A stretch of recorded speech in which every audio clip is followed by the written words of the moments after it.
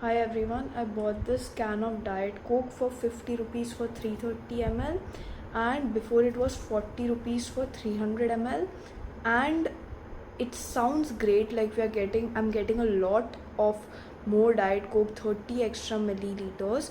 But if you do the calculation, then there's a 25% increase in price for a 10% increase in Coca-Cola. And why is this happening? It's not because Coca-Cola suddenly realized that Indian customers are extremely dehydrated. It is because of the conflict in Hormuz. The packaging usually comes from the Middle East, and now since Hormuz just keeps clocking in and out, and the US-Iran war does not seem to be ending, the price has increased, and we just have a bigger container and not that much more Coca-Cola. And they know that I will keep buying it because I drink Diet Coke, and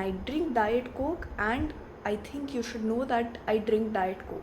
Now at the same time, how is this Diet Coke can telling us how entire Southeast Asian region is behaving? Asian foreign ministers were meeting in Manila to discuss the current Middle East conflict, energy security, and the shipping routes.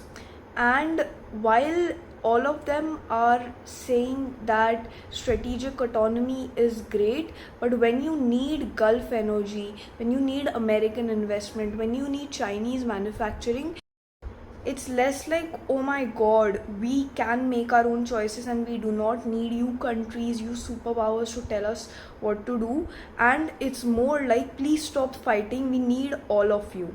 And Sri Lanka is giving us currently a cleaner example of what is actually going on.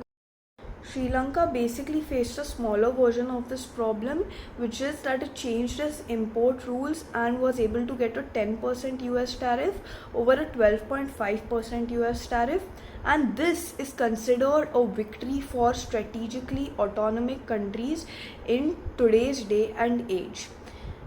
And India is facing a similar version of this problem and making a similar decision, but in a way that is going to affect oil imports and energy. It is also taking the 10% tariff, but right now US legislation is putting through a bill which will put 100% tariff on countries which are buying a lot of oil from Russia, because obviously they don't want Russia to be able to fund the current Russian-Ukraine war. So basically, to sum it all up, this Diet Coke can is telling us that strategic autonomy, while it is real, it is not the ability to escape a bunch of superpowers. It is developing the administrative capability to be pressured by several superpowers at once.